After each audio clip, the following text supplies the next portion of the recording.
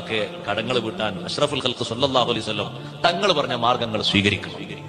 ചുളിവുകളും പഴുതുകളല്ല നമ്മുടെ ജീവിതത്തിൽ വേണ്ടത്. തങ്ങൾ എന്താണോ നിർദ്ദേശിച്ചത് അത് സ്വീകരിക്കണം.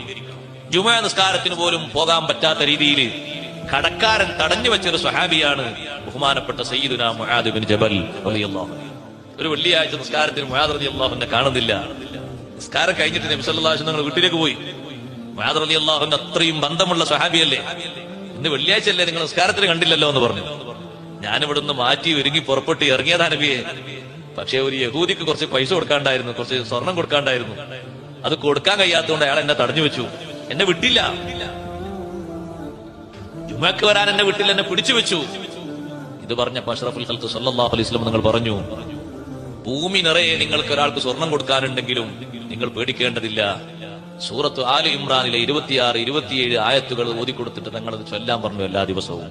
ഖുലില്ലാഹുമ്മ മാലിക്കൽ മുൽകി തുഅതിൽ മുൽക മൻ തശാഉ വതൻസിഉൽ മുൽക മിമ്മൻ തശാഉ വതുഇസ്സു മൻ തശാഉ വതുദില്ലു മൻ തശാഉ ബിയദികൽ ഖൈറു ഇന്നക അലാ കുല്ലി ഷൈഇൻ ഖദീർ തൂലിജുൽ ലൈല ഫിന്നഹാരി വതൂലിജുൻ നഹാറ ഫിൽ ലൈലി وتخرج الحي من الميت وتخرج الميت من الحي وترزق من تشاء بغير حساب. ഈ ആയത്തുകൾ എല്ലാ ദിവസവും ഓതാൻ വേണ്ടി മുആദ് റളിയല്ലാഹു അൻഹുവോട് നിർദ്ദേശം കൊടുക്കുന്നു സയ്യിദുനാ റസൂലുള്ളാഹി സ്വല്ലല്ലാഹു അലൈഹി വസല്ലം. മുആദ് റളിയല്ലാഹു അൻഹുവോട് ദുആർക്കാൻ പറയുന്നു. ആയത്തുകൾ ഓതിയിട്ട് ദുആർക്ക.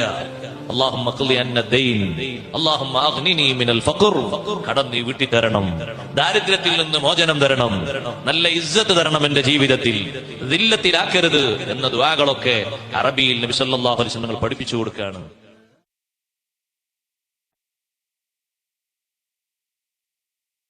കടബാധ്യതയുള്ള ആളുകളൊക്കെ കടങ്ങൾ വീട്ടാൻ അഷ്റഫുൽ ഖൽഖ് സല്ലല്ലാഹു അലൈഹി വസല്ലം തങ്ങൾ പറഞ്ഞ മാർഗങ്ങൾ സ്വീകരിക്കും.